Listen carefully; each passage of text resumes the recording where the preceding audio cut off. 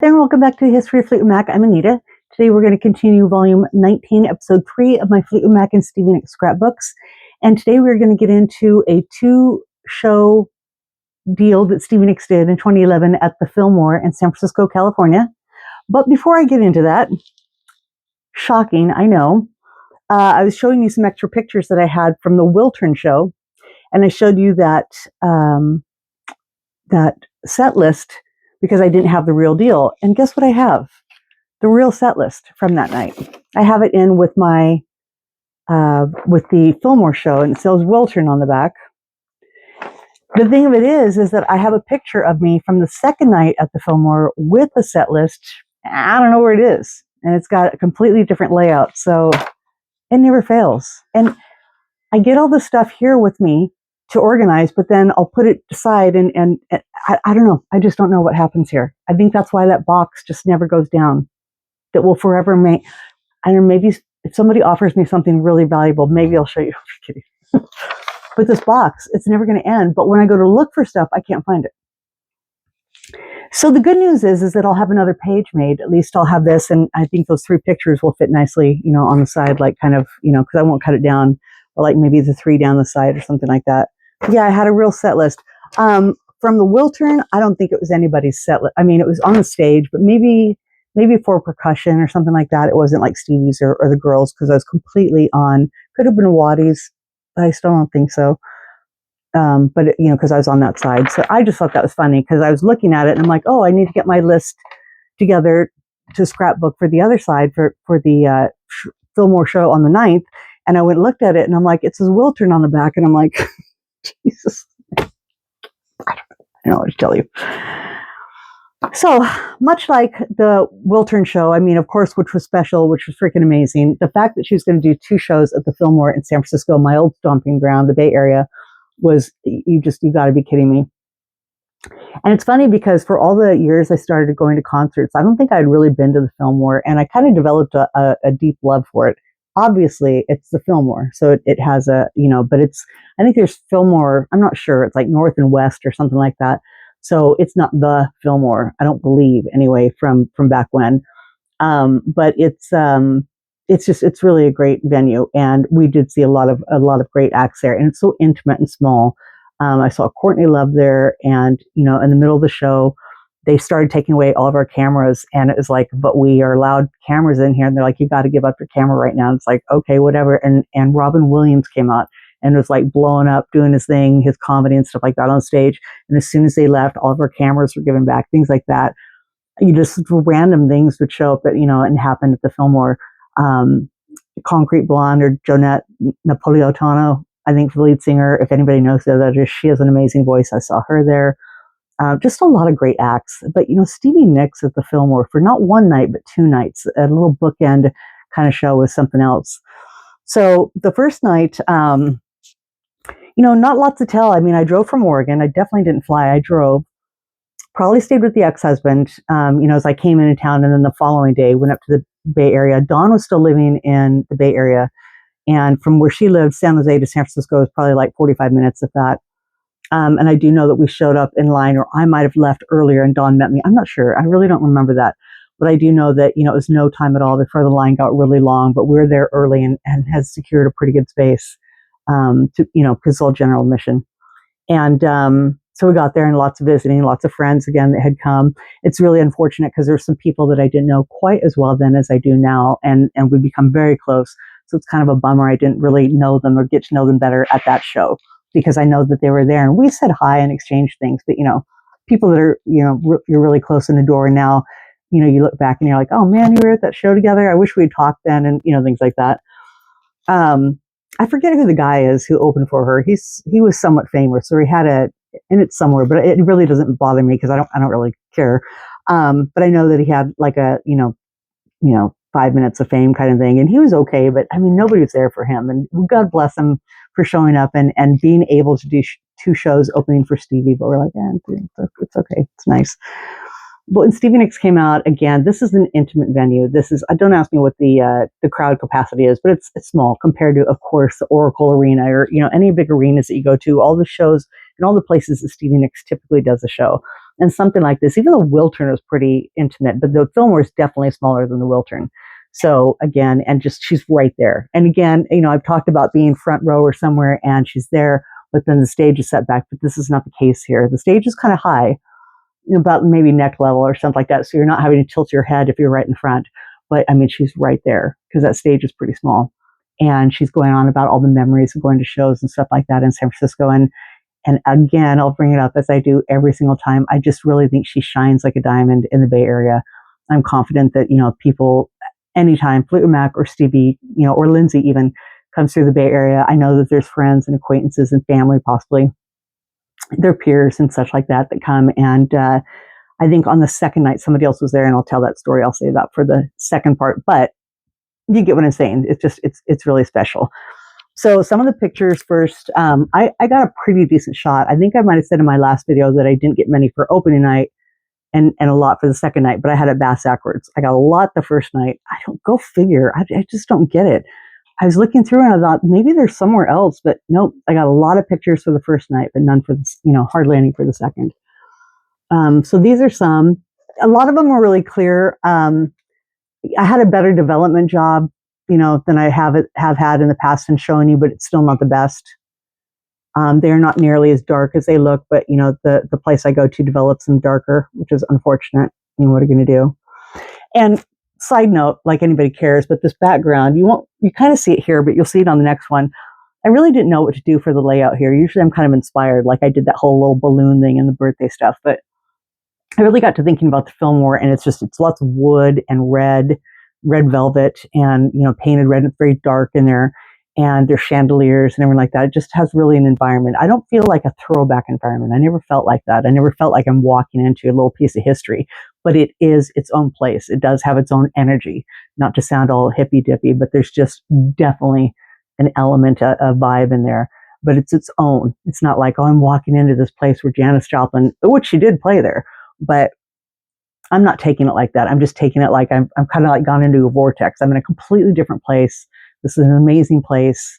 I'm about to see an amazing show that's right there and stuff like that. I've never seen a bad show there. I've never even really had a bad experience. There's been a couple people, at different shows. Pink, I saw Pink there, like before she completely got huge. Dawn and I went and saw her. And again, I have some pictures of her just right here in my face. And we had some problem with like people at that show, just, a lot of people just getting in front and things like that. But generally, security, everything about the Fillmore is usually like top shelf. So, but yeah, these pictures, trying not to, I'm close enough in front of her where I'm trying not to pop off too much, like, definitely flash and such like that, Why do I always do this? Some of the older pages I can't, but I just, did these somewhat recently, so take them out of the plastic. That one's really pretty.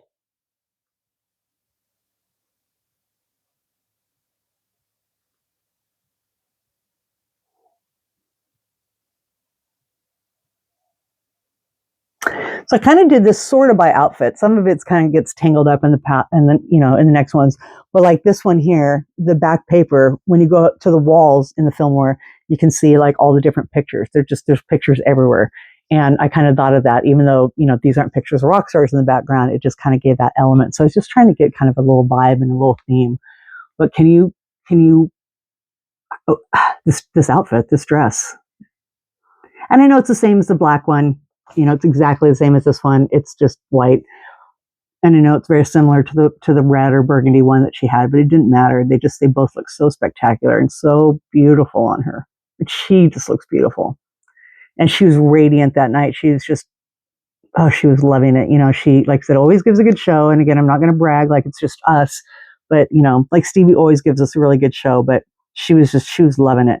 And I don't believe, other than like, well before her heyday, that she performed at the Fillmore. I think she's talked about, I think that's glue. I think she talked about performing, with other people at the Fillmore. See, I got glue there. I hate when that happens. But as Stevie Nicks, she's never been to the Fillmore, so it's pretty special. Not even as a guest, to my knowledge. I'm pretty sure I'm right about that.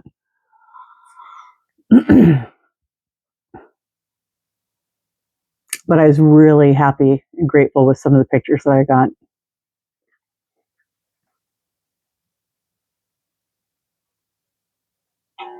This one I like.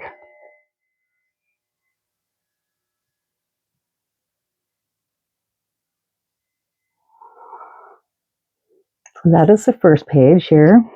And there was a lot more pictures. A lot more pictures. Again, I just tried to pick the best, so I didn't give you like, you know, these are special shows, you know, kind of one-off shows. But like when I was doing all the ones from the Gold Dust tour and stuff like that, I just feel like they kind of blur together, you know, because you're always trying to catch her and, you know, you'll get a certain good shot or something like that, but then some just, you know, they just keep looking the same. So this page I was trying to get all artsy fartsy because when I was taking the picture, I like did this cool, like I kind of tilted it. So then I kind of tilted the pictures back here. That was a really cool one, a nice clear one ever. Unfortunately, I cut the boots off a little bit, but in the picture they do come all the way down. You can see the whole outfit. Again, another nice one here. Come on, don't be so.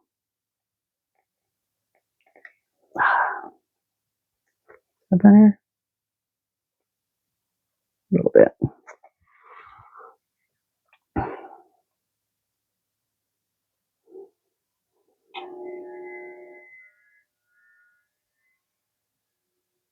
If anybody hears a weird whirring sound, I'm sorry, it's our heater. God bless Oregon. We've had no snow. Everybody's complaining about snow, and I don't blame them. And I love winter weather. And you know, we're facing spring sooner than we'd like to think. But Oregon's gotten no snow, and it's kind of freaking me out. And we just had a really bad, not even really bad, but we just had rain for like 4 days straight. And then today, I left the house at like 8:30 this morning to go to an appointment, and I couldn't see at the end of the street. The fog was so thick. But as I drove to like the little summit, because we're kind of, you know, past Portland, kind of down in a little valley, I get up there and it's so freaking sunny. By the time I'm done with my appointment, it's 59 degrees and I'm like hot in the double sweater that I was wearing. And the whole day it was beautiful and shiny, 60 degrees in February. I'm really worried. Either I'll wake up tomorrow and it's going to be snowmageddon, or we're just going to have beautiful sunny weather all the way into summer and it's going to be like freaking hot. But it's cold enough at night where, like, if I turn off this heater, before you know it, this house gets so chilly. It's just so funny.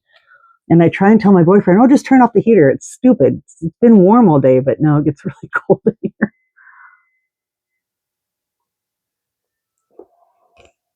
But I was just talking to somebody, I think on one of you guys who watches, somebody was talking about, or no, I think another friend of mine, anyway, was talking about the weather. I know some people like on the East Coast have had really bad snow there, so it's highly unusual for Oregon not to have snow. So these were some of the end shots. This is a nice one of everybody here. Look at how cute Sharon is, all smiling.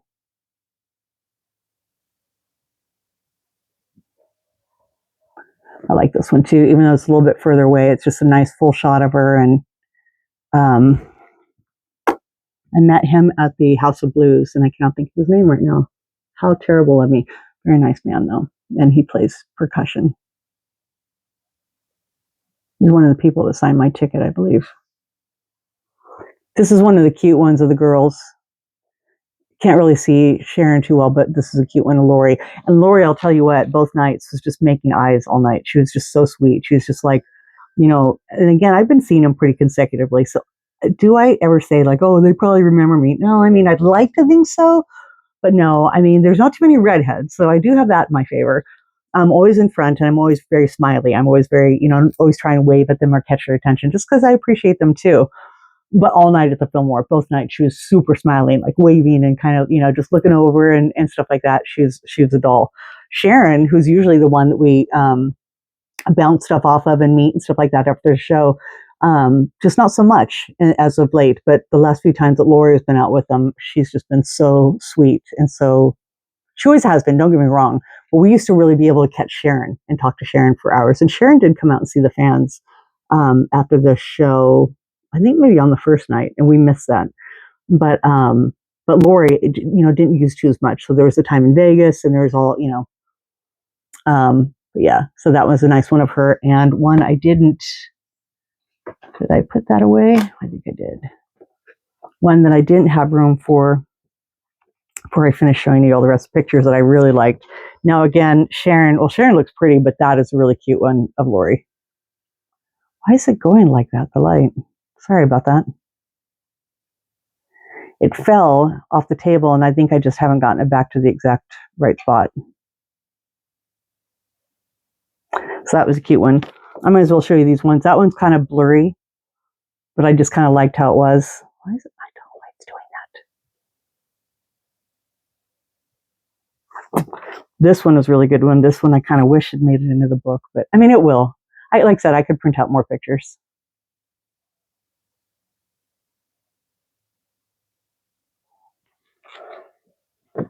This one she's cut off a little bit, but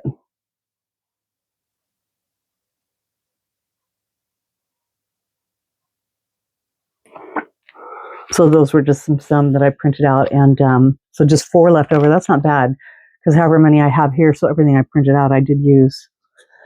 So where were we at? We were at the girls. This was a really cool one too. And you know what? It's funny when I talk about really not remembering shows, I can't say really that it's like, oh, I'm so busy taking pictures. Like a lot of people say that they think, because you take so many pictures, you're not enjoying the show. And there's something to that to be said. That's definitely true.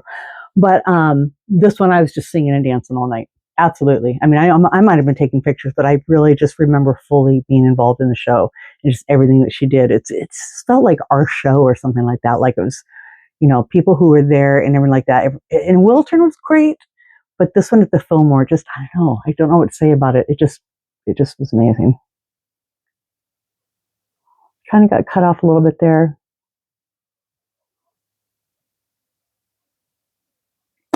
So the show ended, and I have a video, a cute little snippet of Stevie arriving at the Fillmore that day that I can't share. I don't know if I can attach it in a video sometime, but maybe I'll just make it as a little post or something like that. I think I can do that sometime. She waved. She was very nice to everybody, and everybody followed her into the part when they go in there and stuff, and then she was gone. We didn't really hear sound check because it's kind, it's real noisy in San Francisco, and it's kind of deep in there once you get into the building. And you walk in, then you kind of go up a little flight of stairs, a little bit, and then you're on the main floor there. And so when we got out, we waited for a little while to see if she'd leave or what would happen, and nothing like that happened because I bet you she was seeing a lot of people in the back. And then we just got back in line to wait for the next day. And I'll kind of continue with that story and how that happened in the next video. But yeah, so that was it. The remainder, the second day, will come on Monday. So I hope everybody has a great weekend. Thank you for coming, and everybody have a great night. Bye.